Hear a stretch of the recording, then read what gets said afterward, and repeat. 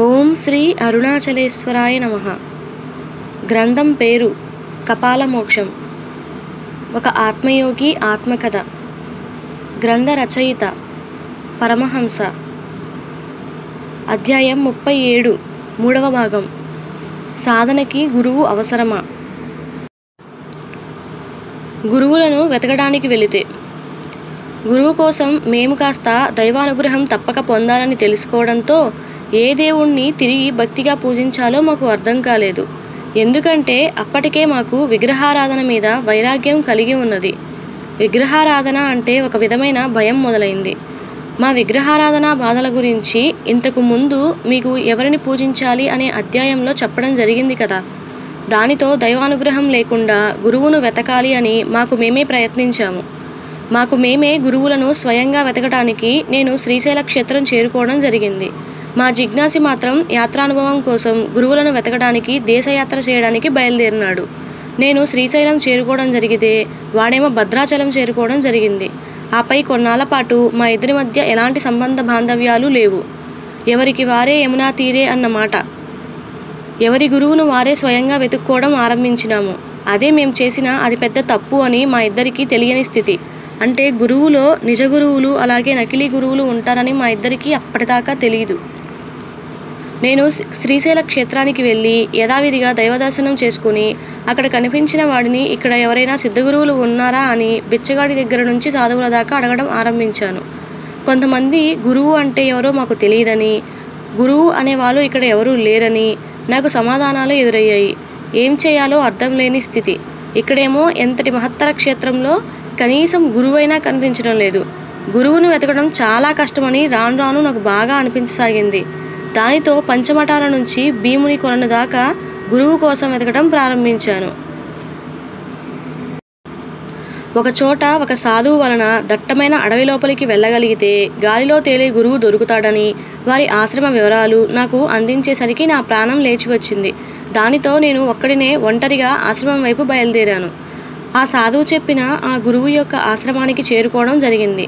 ఆశ్రమంలో నాలాంటి వాళ్ళు చాలామంది ఇలాంటి గురువు అనుగ్రహం కోసం అక్కడ అప్పటికే ఉన్నారని తెలిసి నేను ఆశ్చర్యమును పొందినాను. ఒకవేళ నేను కూడా గురువు అయితే నాకు కూడా ఇలాంటి గురుసేవలు చేసే శిష్యులను పెట్టుకోవాలని ఆశ కలిగింది. కొద్దిసేపటికి అసలు విషయం తెలిసింది. ఏంటంటే గురువు దగ్గరికి వెళ్ళాలంటే వారి దగ్గర ఉండే ప్రథమ శిష్యుల వారికి కావలసిన సేవలు చేయాలని, అప్పుడే అసలు గురువు దగ్గరికి తీసుకువెళ్తారని, అది వారి అనుగ్రహాన్ని బట్టి ఉంటుందని, సుమారుగా దీనికోసం 3, 5, 7, 9, 12 సంవత్సరాల పాటు వీరికి సేవలు చేస్తే అప్పుడు వారికి బుద్ధి కలిగితే అసలు గురువు దగ్గరికి తీసుకుని వెళ్తారని తెలుసుకొని గతుక్కుమన్నాను. అయినా తప్పదు కదా. గురువు లేకపోతే సాధన ఉండదు, సాధన లేకపోతే మాయం అవ్వదు, మాయం అవ్వకపోతే జ్ఞానం రాదు, జ్ఞానం రాకపోతే కర్మక్షయం అవ్వదు. ఇది కాకపోతే పునర్జన్మ ఎత్తి జానెడు పొట్ట కోసం బెత్తెడు సుఖం కోసం ఉండేది కూటికి పోయేది కాటికి లాంటి జీవితాలు అనుభవించాలనే భయం మొదలైంది. దానితో ఎలాగైనా గురువు అనుగ్రహం పొందాలని 6 నెలల పాటు గురుసేవ చేయడం ఆరంభించాను. ఈ లోపల అసలు గురువు కోసం ఎంతోమంది ధనవంతులు రావటం, విలువైన వస్తువులు ఇవ్వటం, ఈయన వారి కోసమే యాగాలు హోమాలు చేయడం జరుగుతూ ఉండేవి. కానీ ఎప్పుడూ కూడా అసలు గురువుని కళ్ళతో చూడటం తప్ప ఎప్పుడు ప్రధాన శిష్యులు వారితో మాట్లాడనిచ్చేవారు కాదు. కానీ ప్రతి సంవత్సరం మహాశివరాత్రి నాడు సుమారు 11,000 మంది శిష్యులు సమక్షంలో కొన్ని నిమిషాల పాటు గాల్లో ఎగరటం, అలాగే నోటి నుండి ఆత్మలింగం తీయడం చూసేసరికి ఇలాంటి గురువు అనుగ్రహం కోసం ఎన్ని అవమానాలు వేధింపులు కలిగినా కూడా వాటిని దాటుకొని వారి దగ్గరికి వెళ్ళాలి అని అనుకునేవాడిని. నేనొకటి తలిస్తే దైవం ఒకటి తలచినట్లుగా వారి ప్రధాన శిష్యుల్లో అకారణంగా మనస్పర్ధలు రావటం మొదలైంది. అప్పుడు అసలు విషయం బయటపడింది. అదేంటంటే అసలు గురువు తన సాధనా శక్తితో గాలిలో లెగవటం లేదు అని. ఒక త్రాసు మీద కూర్చొని అది కనిపించకుండా నల్లని బట్ట వేసి ఆయన వెనక వైపు నుంచి నల్లని తెర ఉంచడం వలన ఎవరికీ ఎలాంటి అనుమానం కలగకుండా, ఎవరికీ కనిపించకుండా అసలు గురువు త్రాసులో కూర్చోగానే నెమ్మదిగా రెండో దాని వైపు దానికి తగ్గ బరువులు పెడుతూ సుమారు 3 అడుగులు పైకి లేచేదాకా రెండో వైపు తన ప్రధాన శిష్యులు పట్టుకుంటారు అని తెలిసేసరికి నాకు ముచ్చెమటలు పట్టడం మొదలైంది. నా సామిరంగా, ఈ ముసలాడికి ఇదేం తెలివి, ముండా కొడుకు గురువు పేరుతో వ్యాపారం చేస్తాడా? వామ్మో! అవును, కానీ మరి ఈయన ఎలా గాలి నుండి వస్తువులు లేదా నోట్లో నుంచి వస్తువులు సృష్టించి ఇచ్చాడో నాకు అర్థం అవ్వలేదు. అప్పుడు గొడవ పడిన ప్రధాన శిష్యుడి దగ్గరికి వెళ్ళి నాకున్న ధర్మ సందేహం వాడికి చెప్పేసరికి వాడు నవ్వుతూ, తమ్ముడు అదేం బ్రహ్మ విద్య కాదు, కనికట్టు మాత్రమే. అది ఎలా అంటే మనలో కొంతమంది ఆయన భక్తుల్లో కలిసిపోతాము. అప్పుడు భక్తుల కోరికలు తీర్చాలని వినతి పత్రాలు ఇస్తున్నట్లుగా వాడితో పాటు మీకు తెలియకుండా బంగారపు ఉంగరాలు, గొలుసులు, శివలింగాలు, కుంకుమ, విభూది ఉండలు, కుంకుమ ఉండలు అప్పుడప్పుడు ఆయనకి మేమే లేచి అందిస్తాం. వీటిని ఆయన లాఘవంగా, చాకచక్యంగా, ఎవరికీ అనుమానం లేకుండా, ఎవరికీ తెలియకుండా మా దగ్గర నుంచి తీసుకొని వాటిని వేళ్ల మధ్య ఇరికించుకొని ఎవరికీ కనిపించకుండా, ఎవరికీ తెలియకుండా చేతులు గాలిలో ఊపుతూ వేళ్ల మధ్యలో నుంచి వీటికి తీసి వారికి బాగా విరాళాలు ఇచ్చిన అమాయకపు భక్తుల చేతిలో పెడతాడు. ఇక్కడ వీరికి విభూది, అక్కడేమో ఈయన కోట్లు పొందుతాడు. అంతెందుకు, శివరాత్రి నాడు నోట్లో నుంచి ఆత్మలింగం పేరుతో బాణలింగం ఎలా తీస్తారో తెలుసా? ముందుగానే నోటిలో ఈ బాణలింగం పెట్టుకొని ఎవరికీ అనుమానం రాకుండా జాగ్రత్త పడతారు. ఆ తర్వాత నీళ్లు తాగుతూ తన బుగ్గల మధ్యనున్న లింగమును నోట్లో నుంచి బయటకు తీసి ఆత్మలింగాన్ని అందరికీ చూపిస్తూ దానిని రహస్యంగా శిష్యుల మధ్య పోటీ పెట్టి ₹1,00,00,000 పొందుతాడు. నిజానికి దాని ఖరీదు ₹40. కానీ ఈయన నోటి నుండి రావటం వల్ల అదే 40 కోట్లు అవుతుంది. ఏదైనా శంఖంలో పోస్తేనే తీర్థం అని జనాలున్నంత వరకు ఇలాంటి స్వాములు బతికే ఉంటారని వాడు ఒక్కొక్క రహస్యం బయట పెడుతూ ఉంటే నాకు చుక్కలు కనబడుతున్నాయి. ఇంతలో అసలు గురువు నుండి నన్ను తీసుకురమ్మని సందేశమును శిష్యుడు వచ్చి నాతో చెప్పేసరికి వీడి బొంద ముసలాడికి నా సేవలు చేయడమే దండగా, పైగా ఇప్పుడు ప్రత్యేక సేవల కోసం రావాలా? వీడి అమ్మ దొరికితే నరకాలని అనిపించి అక్కడ ఉన్న అమాయక భక్తుల నా మీదకి దండెత్తి వస్తానని అనుమాన భయంతో, ఆవేదనతో వాడికి వాడి ఆశ్రమానికి నమస్కారం చేసి గురువు విషయంలో మోసపోయినందుకు బాధపడుతూ దిగులుతో ఇంటిదారి పట్టాను. నా పరిస్థితి ఇలా ఉంటే గురువుల కోసం వెళ్ళిన జిజ్ఞాసి ఈ నకిలీ గురువుల దెబ్బకి అప్పుడే ఇంటికి చేరుకున్నాడు అని తెలిసి వారి అనుభవాలు తెలుసుకుందామని ఆరంభించాను. వాడు గురువు కోసం దేశయాత్ర చేశాడని ఈపాటికి తెలుసు కదా. వాడు అనుభవాలేమిటో వారి మాటల ద్వారానే తెలుసుకుందాం. మనవాడు భద్రాచలం నుంచి బయలుదేరి ఆపై హరిద్వార్ క్షేత్రానికి చేరుకున్నాడు. అక్కడ కనిపించిన ఆశ్రమ గురువులను సంప్రదించి నేను ఎవరిని అని ప్రశ్నించేసరికి వాళ్ళు బిక్కముఖం వేసి మతిభ్రమణం చెందిన వ్యక్తి అనుకుని మాకేం తెలుసు, మరి నువ్వెవరో ఎవరబ్బాయివో నాకెలా తెలుస్తుంది అని చెప్పి తప్పుకున్నారు. మనవాడి ఉద్దేశం ఏంటంటే అరుణాచల మౌనయోగి శ్రీ రమణ మహర్షి వారు చెప్పిన నేను ఎవరిని అని ప్రశ్నించుకోండి, తెలుసుకోండి, జ్ఞానం పొందితే నీవెవరో తెలుసుకుంటే భగవంతుడిని తెలుసుకున్నట్లవుతుంది అని తెలుసుకుని తను ఎవరో తెలిసిన వ్యక్తిని తన గురువుగా భావించుకొని సాధన చేయాలని తపనా తాపత్రయం అన్నమాట. అందుకే కనిపించే ప్రతి ఒక్కరిని నేను ఎవరిని అని ప్రశ్నించడం ఆరంభించాడు. అక్కడ కూడా ఎవరు సమాధానం చెప్పకపోతే హిమాలయాల్లో ఉండే గురువుల దగ్గరికి వెళ్ళినాడు. అక్కడ అగుపించిన కొంతమందిని అడిగితే నువ్వు ఎవరో మాకేం తెలుసు, నువ్వే చెప్పాలి అన్నారట. మరి కొంతమంది అయితే నేను అంటే ఏమిటి అని వీడు అడిగితే దానికి వారు నేను అంటే నేనే అని సమాధానం చెప్పేసరికి మన వాడికి తల తిరిగింది. కాషాయ వస్త్రాలు ధరించిన ప్రతివాడు గురువు కాదని తెలుసుకున్నాడు. దానితో హిమాలయ ప్రాంతాల నుంచి ఉజ్జయిని క్షేత్రానికి వెళ్తే అక్కడ ఉన్న కొంతమంది సాధువులు, సన్యాసుల్ని అడిగితే వారు కాస్త ఒక ఆశ్రమ గురువు గురించి చెప్పి వారి దగ్గరికి వెళ్ళమని సలహా ఇచ్చారు. ఈయన కాస్త ఆనంద భైరవి సాధనలో ఉన్నాడు. సంయోగం నుంచి సమాధి పొందవచ్చునని ఈ సిద్ధాంతం. అందుకే ఈయన ఆశ్రమంలో చేరిన ప్రతి స్త్రీ, పురుషులు సంయోగ ప్రక్రియను అదే పనిగా రోజుకి 2000 మందితో సంయోగ ప్రక్రియలు పాల్గొంటూ ఉంటారట. ఇలాంటి ఆశ్రమంలో మా జిజ్ఞాసి తెలియకుండా చేరినాడు. ఇక్కడ జరిగే తంతు విషయం మన వాడికి తెలుసుకునేసరికి ఇది కాదు అనుకొని ఆశ్రమాన్ని వదిలిపెట్టి కాశీక్షేత్రానికి చేరుకున్నాడు. అక్కడ ఒక ఆశ్రమంలో చేరడానికి వెళ్ళేసరికి అక్కడ జ్ఞానవల్లి పేరుతో మత్తు పదార్థాలు అనగా గంజాయి సేవించే విధంగా ఉంటాయని తెలుసుకునేసరికి మనవాడు గతుక్కుమన్నాడు. గురువు కోసం దాదాపు 48 విధి విధానాల సంప్రదాయాలను, ఆశ్రమాలను చూడటం జరిగింది. నిజానికి వారంతా ఏదో మాయలో ఉండి ధనము, కీర్తి, స్త్రీవాంఛ, పేరు ప్రఖ్యాతలు, విలాస జీవితాన్ని అనుభవించే గురువులుగా ఉన్నారని తెలుసుకున్నాడు. గురువుల పేరుతో వ్యాపారం చేస్తున్నారని తెలుసుకుని వెనుదిరిగి వచ్చినాడు. గురువు వచ్చే యోగం ఉంటే తన కోసం ఎక్కడో ఒక చోట తారసపడతాడు అనుకుని వెనక్కి తిరిగి వచ్చినాడు.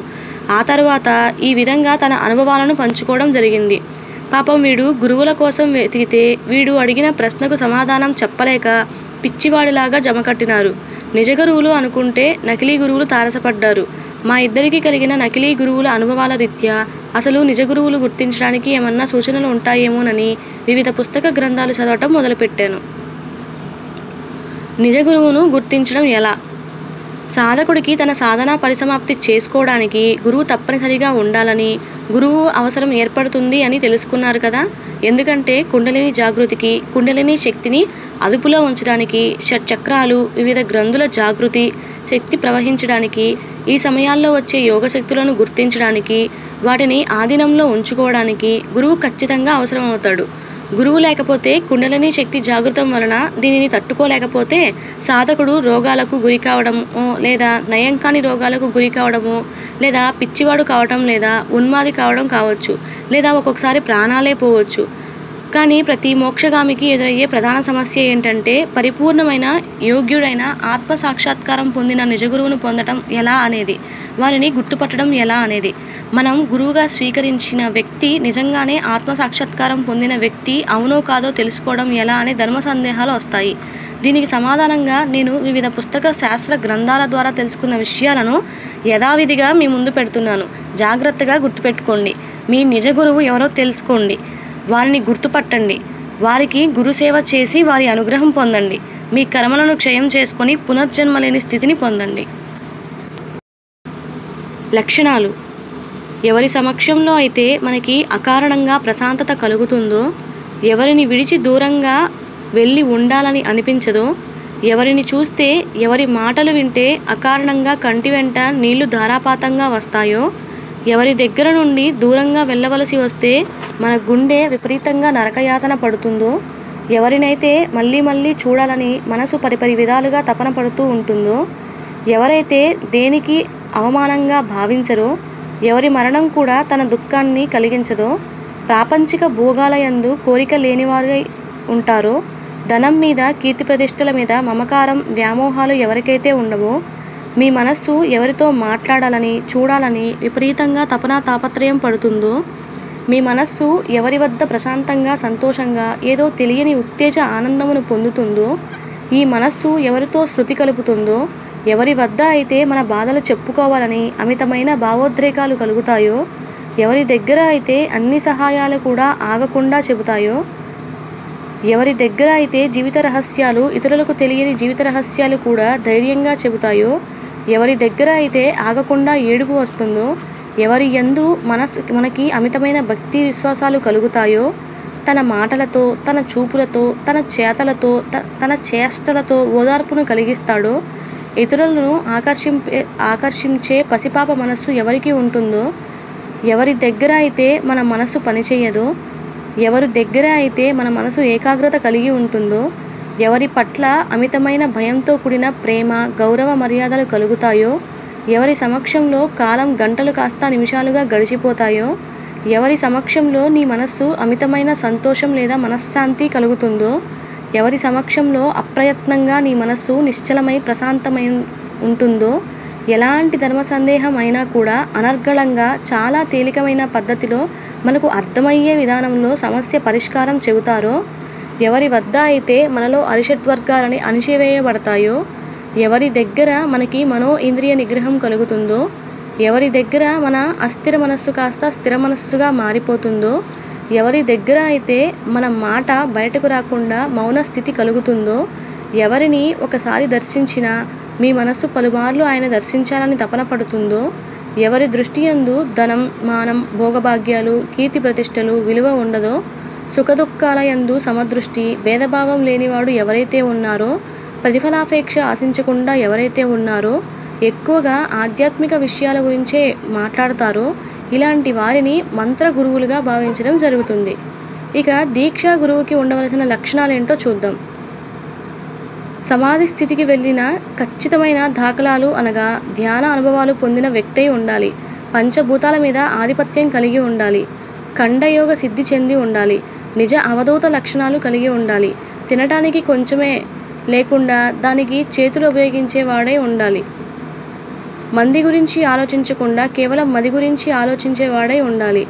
ఒంటి మీద ధోతి, చేతిలో తంబూరా లేదా కమండలం, పంచముఖ రుద్రాక్షమాలలు కలిగిన వాడే ఉండాలి. తన దగ్గరికి వచ్చే వారిలో స్త్రీ పురుష భేదం జ్ఞానం లేనివాడే ఉండాలి. దాన ధర్మాలను సేకరించి ఇతరులకు ఇచ్చేవాడై ఉండాలి. దాన భేదభావం లేనివాడే ఉండాలి. శిష్యుల యొక్క ధన మానాల మీద ఆధారపడని వాడే ఉండాలి. మహత్తులు కలిగి ఉండాలి. అనగా వీరి ఆశీర్వచనం వల్ల వివాహం కావడం, సంతానం కలగటం ఇలాంటివి జరుగుతూ ఉండాలి. ప్రతి కర్మను ప్రతిఫలాపేక్ష లేకుండా, లాభాపేక్ష లేకుండా చేసిన వాడే ఉండాలి. చేసే ప్రతి కర్మలను దైవార్పణం చేసుకుంటూ, చేసేది ఇచ్చేది పైవాడు, ఫలితం పొందేది మీరే అనే వాడే ఉండాలి. శబ్ద పాండిత్యం కన్నా అనుభవ పాండిత్యం ఎక్కువగా కలిగి ఉండాలి. మౌనమే తన భాషగా ఉండాలి. ఇక మంత్రగురువుకు ఉండవలసిన రూప, గుణ, లక్షణాలు ఏంటో చూద్దాం. పొట్టివాడు, పొట్ట ఉన్నవాడు, తిండిపోతువాడు కాకూడదు. చెవిటివాడు, కుంటివాడు కాకూడదు. స్త్రీలోలుడు కాకూడదు. అంగలోపం ఉన్నవాడు లేదా అధికంగా అంగాలు కలిగి ఉన్నవాడు కాకూడదు. ఎవరి వలన ఎలాంటి శాపం లేనివాడే ఉండాలి. ఒకవేళ గృహస్థాశ్రమంలో ఉంటే తన సంతతిలో మగపిల్లవాడు కలిగి ఉండాలి లేదా సంతానమే లేనివాడే ఉండాలి. దినచర్యను సరిగ్గా పాటించి నిత్య పూజాధికాలు, ఆచార వ్యవహారాలు పాటించేవాడే ఉండాలి. శ్రీనింద, గురునింద, బ్రాహ్మణ నింద, దైవనింద చేయకుండా ఉండేవాడే ఉండాలి. దుష్ట ప్రవర్తన లేనివాడే ఉండాలి. ఎక్కువ కోపతాపాలు లేనివాడే ఉండాలి. పరస్త్రీల యందు మోహం లేనివాడే ఉండాలి. ఇతరులను మాటలతో, చేతలతో బాధ పెట్టకుండా ఉండాలి. తృప్తి కలిగి ఉండాలి. పండితుల యందు, విద్యావేత్తల యందు శత్రుత్వం లేకుండానే మిత్రతత్వం కలిగి ఉండాలి.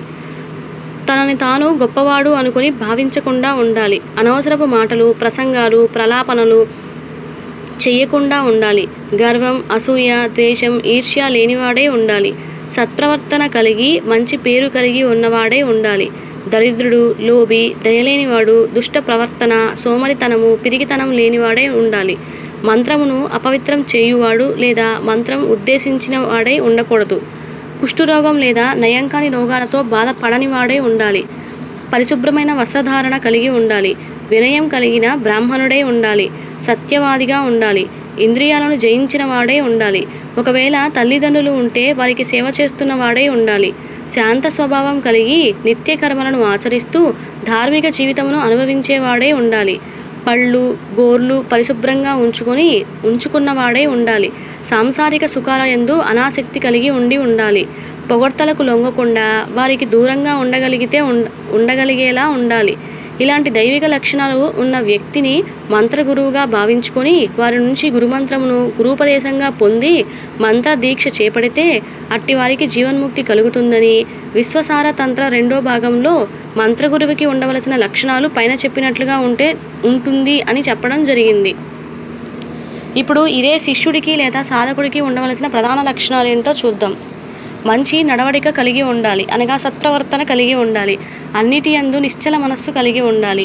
అన్నిటి యందు శ్రద్ధాభక్తి విశ్వాసాలు కలిగి ఉండాలి. సంతృప్తి జీవితాన్ని అనుభవిస్తూ ఉండాలి. మంచి ప్రవర్తన కలిగి ఇంద్రియాలను జయించుటకు ప్రయత్నించిన వాడే ఉండాలి. అన్ని పనులు చేతియందు నేర్పరి, పట్టుదల, ఓపిక, సహనం కలిగిన వాడే ఉండాలి. శాంత స్వభావి, మృదు స్వభావి, క్షమాగుణం, దయ, ప్రశాంత చిత్తం కలిగి ఉండాలి. మంచి వంశంలో పుట్టినవాడై ఉండాలి. దైవమునందు, గురువు యందు అమిత శ్రద్ధ, భక్తి కలిగి ఉండాలి. నిర్మల మనస్సును కలిగి ఉండాలి. మంత్రమును ద్వేషించకుండా, అపవిత్రం చేయకుండా ఉండాలి. రాగద్వేషాలు, ఈర్ష, అసూయలు లేనివాడే ఉండాలి. సోమరితనము, పిరికితనము లేనివాడే ఉండాలి. అన్నిటి యందు సంతృప్తి కలిగి ఉండాలి. విచారణా శక్తి, వివేక, జ్ఞానబుద్ధి కలిగి ఉండాలి. స్త్రీ, పురుష కామవాంఛలకు దూరంగా ఉండాలి. గృహస్థుడైతే పాతివ్రత్య ధర్మంతో ఉండాలి. దొంగతనం, దొంగ బుద్ధి ఉండరాదు. సాధ్యమైనంత వరకు అబద్ధాలు చెప్పరాదు. వివాహేతర సంబంధాలు ఉండకూడదు. కోపతాపాలకు, రాగద్వేషాలకు దూరంగా ఉండాలి. సప్త వ్యసనాలకి, అరిషడ్వర్గాలకి దూరంగా ఉండాలి. బాహ్య అంతర శుద్ధి కలిగి ఉండాలి. సత్ప్రవర్తన, క్రమశిక్షణ, ధర్మయుతమైన జీవితమును కలిగి ఉండాలి. ధర్మపరమైన కోరికలు, ధర్మ సంపాదన కలిగి ఉండాలి. ఇతరుల నుండి ధనము కానీ, వస్తువులు కానీ ఉచితంగా కానీ పొందకూడదు. ఉచితంగా ఏవి ఇతరుల నుంచి తీసుకోకూడదు. మూఢభక్తి కలిగి ఉండరాదు. కోరిక లేని మధుర భక్తి కలిగి ఉండాలి. నిత్యం దైవనామస్మరణ కలిగి ఉండాలి. బద్ధకం, సోమరితనం, వాయిదా పద్ధతి, అమిత నిద్ర అతి అనేది ఉండకూడదు. ప్రతి కర్మ ఫలితమును తన ఇష్టదైవానికి అర్పణం చేస్తూ ఉండాలి. పాపం చేస్తే పశ్చాత్తాపం చెందాలి. అన్ని కర్మల యందు, అన్ని విషయాల యందు మనం కేవలం నిమిత్త మాత్రులం అనే భావం కలిగి ఉండాలి. ఎవరిని ఎప్పుడూ మాటలతో కానీ, చేతలతో కానీ, మానసికంగా కానీ, శారీరకంగా కానీ బాధించకూడదు. ఇతరులకు సహాయ సహకారాలు అందిస్తూ ఉండాలి. అన్ని జీవుల పట్ల పూతదయ కలిగి ఉండాలి. తెలిసి అన్యాయపు పనులు, ఇతరులకు హాని కలిగించే పనులు, ఇతరులకు బాధ కలిగించే పనులు అలాగే పాపపు పనులు చేయరాదు. అతిగాను మాట్లాడకుండా ఉండాలి. కోరికలను తగ్గించుకోవాలి. కోరికలు మితంగా ఉండాలి. ధర్మం పట్ల అశ్రద్ధ చూపరాదు. సజ్జనులతో సహవాసం చేస్తూ ఉండాలి. దుష్టులకు దూరంగా ఉండాలి. ఎవరితో కఠినంగా ఉండకూడదు, మాట్లాడకూడదు. అసహనం, అస్థిర బుద్ధి లేకుండా చూసుకోవాలి. శరీర ఆరోగ్యం కలిగి ఉండాలి. మానసిక ఆందోళన లేకుండా చూసుకోవాలి. భ్రాంతి దర్శనాలకు దూరంగా ఉండాలి. అన్ని రకాల భయాలను జయించగలగాలి. అన్నిటి యందు ఆసక్తి, ఉత్సాహం, సాహసం, ధైర్యం, తత్వజ్ఞానం, స్థిరబుద్ధి కలిగి ఉండాలి. అన్ని విషయాల యందు వివేక, జ్ఞాన, వైరాగ్య, భక్తి భావాలు కలిగి ఉండాలి. అసలైన భక్తి విశ్వాసాలు సత్తా, ఓపిక, సహనం, సమబుద్ధి, సమదృష్టి, వివేక జ్ఞానం కలిగి ఉండాలి. సిగ్గు వలన, భయం వలన, లాభం వలన, ఆశించటం వలన అనుచిత కార్యాలు చేయకుండా ఉండాలి. అవసరానికి మించి వేటిని స్వీకరించకుండా ఉండాలి. అహంకారం లేనివాడే ఉండాలి. అహంకారానికి విరుగుడు శరణాగతి కలిగి ఉండాలి. పాపకార్యానికి తప్ప దేనికి భయపడకుండా ఉండాలి. వ్యవహారాల యందు నిర్లక్ష్యం లేకుండా ఉండాలి. క్షమాగుణం, సహనం, ఓర్పు, నమ్మకం కలిగి ఉండాలి. వేటి యందు కూడా నేనే గొప్ప అనే అహంకారం, అహం ఉండకూడదు. మాన అవమానాలకు దూరంగా ఉండాలి. ధనం యందు, స్త్రీ యందు మమకారం రహితుడుగా ఉండాలి. చెడు కోరికలు, చెడు కర్మలు, చెడు ఆలోచనలు, చెడు భావాలు, చెడు గుణాల యందు బహు జాగ్రత్తగా వ్యవహరించాలి. అలాగే యోగ సాధకులు పాటించవలసిన నియమాలేంటో తెలుసుకుందాం. ఇతరులను పరిహాసం ఉండకూడదు. మాటలతో, చేతలతో, చేతులతో బాధ పెట్టకూడదు. ఇతరుల వస్తువులను దొంగిలించకూడదు.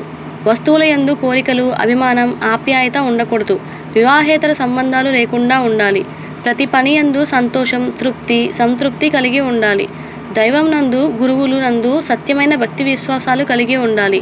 మానసిక, శారీరక సత్ప్రవర్తన కలిగి ఉండాలి. దైవ సంబంధిత విషయాల యందు, సత్య గ్రంథాల పఠనం యందు అమిత శ్రద్ధాభక్తి కలిగి ఉండాలి. మంత్రజపం నిరంతరంగా, అవిచ్ఛిన్నంగా, అవిశ్రాంతిగా మానసిక జపం చేస్తూ ఉండాలి. ఎల్లప్పుడూ ధర్మమును పాటిస్తూ ఉండాలి. అలాగే ఆచరిస్తూ ఉండాలి. ఏది జరిగినా మన మంచికే అని దైవ నిర్ణయానికి వదిలేసి గుణం కలిగి ఉండాలి. ఫలితాన్ని దైవానికి వదిలేయాలి. అన్నిటి యందు స్థిరమైన మనస్సుతో, స్థితితో, వివేక గుణంతో స్థిరమైన నిర్ణయాలు తీసుకుని వివేకం కలిగి ఉండాలి. వేటి యందు సోమరితనం, స్తబ్దత లేకుండా ఉండాలి. అవసరం లేకుండా శరీరానికి, మనస్సుకు విశ్రాంతి ఇవ్వకూడదు. మాయ, మనోభ్రాంతులకు మనసును దూరంగా ఉండేటట్లుగా సాధన చేసుకోవాలి. ఎలాంటి పరిస్థితుల్లోనూ, ఎలాంటి స్థితిలోనూ మనసు అచంచలం కాకుండా ఉండేటట్లుగా సాధన చేసుకోవాలి. దుఃఖహితమైన వాటికి మనస్సును దూరంగా ఉంచాలి. ఒకసారి గురువుని స్వీకరించిన తరువాత జీవితాంతం మన ప్రాణం పోయేంత వరకు ఆయన్నే గురువుగా ఆరాధించాలి, అనుసరించాలి, పూజించాలి. ఒకసారి గురువుగా ఒక వ్యక్తిని స్వీకరించిన తర్వాత ఎట్టి పరిస్థితుల్లోనూ గురువుని మార్చకూడదు. ఇతరుల నుంచి ధనమును కానీ, వస్తువులను కానీ, సేవలు కానీ ఉచితంగా, దానంగా తీసుకోవద్దు, పొందకూడదు. మనలో కలిగే ఆధ్యాత్మిక అభివృద్ధి అనేది మనలోనే గుప్తంగా, గోప్యంగా ఉంచుకోవాలి. ఎందుకంటే మన దైవానుభవాలు వేరే వారికి చెప్తే అవి వారికి అర్థం కాక పిచ్చివాడిగా జమకట్టే అవకాశం ఉంది, లేదా అసూయపడే అవకాశం ఉంది, లేదా పొగడ్తలతో ముంచే అవకాశం ఉన్నది. తద్వారా మీలో మీకే తెలియని అహం పెరిగే అవకాశం ఉన్నది. ఇలాంటి నిజయోగ సాధక శిష్యుల కోసం గురువు ఎప్పుడూ అర్హతలు కలిగిన వారి కోసం తహతహలాడుతూ ఎదురు చూస్తూ ఉంటారట. మన సాధన సమయానికి గురువే స్వయంగా వచ్చి మన సాధన జరిగేటట్లుగా చేయవచ్చును, లేదా ఆయన ఉన్న చోటుకు శిష్యులుగా వచ్చేటట్లుగా చేయవచ్చును. రామకృష్ణ పరమహంస దగ్గరికి తోతాపురి గురువే వచ్చినట్లుగా, లేదా లాహిరి మహాశయులు తన గురువైన మహావతార్ బాబాజీ హిమాలయాలకు పిలిపించుకున్నట్లుగా పిలిపించుకోవచ్చును. మీకు నిజ గురువు దర్శనం, అనుగ్రహం కలగాలి అంటే మీకు నిజ శిష్యుల పరమాణువుగా ఉండాలి. మీ ఇష్టదైవాన్ని నమ్మాలి. మీకు దైవానుగ్రహం కలిగే వరకు వదలకుండా చేసుకుంటూ పోవాలి. మీ దైవమే గురువును వెతికి మీ దగ్గరికి ఆయన వచ్చేటట్లుగా చేయటం, లేదా మీరు ఆయన దగ్గరికి వెళ్ళేటట్లుగా చేయడం చేస్తుందని ఖచ్చితంగా నమ్మండి. గురువే దైవంగా మారుతుంది. అలాగే సాధకుడు తన సాధనలో అవసరమైతే తప్పని పరిస్థితుల్లో కొన్ని పరిత్యాగం చేయాల్సి వస్తుంది, అనగా వదిలిపెట్టవలసిన పరిస్థితులు వస్తాయి. అది మానసికంగా కానీ, లేదా శారీరకంగా కానీ చేయవలసి ఉంటుందని కొన్ని గ్రంథాలు చదివితే నాకు అర్థమైంది. అవి ఏంటంటే, ఈ సాధనకి అడ్డంగా నీ తండ్రి అడ్డు వస్తే ప్రహ్లాదుడిలాగా అతన్ని వదిలిపెట్టాలి. నీ తల్లి అడ్డుగా నిలిస్తే భరతునిలాగా వదిలిపెట్టాలి. నీ అన్న అడ్డుగా వస్తే విభీషణునిలాగా వదిలిపెట్టాలి. నీ భార్య అడ్డుగా వస్తే భర్తృహరిలా వదిలిపెట్టాలి. నీ భర్త అడ్డుగా వస్తే మీరాబాయిలాగా వదిలిపెట్టాలి. నీ సంతానమే అడ్డంగా వస్తే గౌతమ బుద్ధుడిలాగే వదిలిపెట్టాలి. నీ గురువు అడ్డంగా వస్తే భీష్మునిలాగా వదిలిపెట్టాలి. నీ శిష్యుడు అడ్డంగా వస్తే ద్రోణాచార్యుడిలాగా వదిలిపెట్టాలి. నీ దేవుడు అడ్డంగా వస్తే కబీర్ దాస్ లాగా వదిలిపెట్టాలి. తన సంపాదన అడ్డంగా వస్తే షిరిడి సాయిబాబాలాగే వదిలిపెట్టాలి. నీకు భోగభాగ్యాలు అడ్డంగా వస్తే త్యాగయ్యలాగా వదిలిపెట్టాలి. నీకు భయమే అడ్డంగా వస్తే హనుమంతుడిలాగా వదిలిపెట్టాలి. నీకు చావే భయంగా వస్తే పరమశివుడిలాగే వదిలిపెట్టాలి. నీకు మాయ అడ్డంగా వస్తే దత్తస్వామిలాగే వదిలిపెట్టాలి. పరశ్రీ వ్యామోహం అడ్డంగా వస్తే శ్రీరాముడిలాగా వదిలిపెట్టాలి. శ్రీ వ్యామోహం వస్తే యోగి వేమలలాగా వదిలిపెట్టాలి. నీకు అహం అడ్డంగా వస్తే నామదేవుడిలాగే వదిలిపెట్టాలి. మరణ భయం అడ్డంగా వస్తే మార్కండేయుడిలాగా వదిలిపెట్టాలి. నీకు జ్ఞానమే అడ్డంగా వస్తే సుఖమహర్షిలాగా వదిలిపెట్టాలి. నీకు మాటలే అడ్డంగా వస్తే దక్షిణామూర్తిలాగా మౌనంగా మారాలి. నీకు కోరికలో అడ్డంగా వస్తే శంకరాచార్యుడిలాగా వదిలిపెట్టాలి. నీకు అతి అన్నింటి యందు అడ్డంగా వస్తే కర్ణుడిలాగా వదిలిపెట్టాలి. నీకు అతి నిద్ర అడ్డుగా వస్తే భీముడిలాగా వదిలిపెట్టాలి. నీకు బంధమే అడ్డంగా వస్తే ఘోర భక్తుడిలాగా వదిలిపెట్టాలి. నీకు సిద్ధులు అడ్డంగా వస్తే రామకృష్ణ పరమహంసలాగా వదిలిపెట్టాలి. నీ మాట అడ్డంగా వస్తే రమణ మహర్షిలాగా వదిలిపెట్టాలి. నీకు నేను అనే అహం అడ్డంగా వస్తే సదాశివమూర్తిలాగా వదిలిపెట్టాలి. శుభం భూయాత్.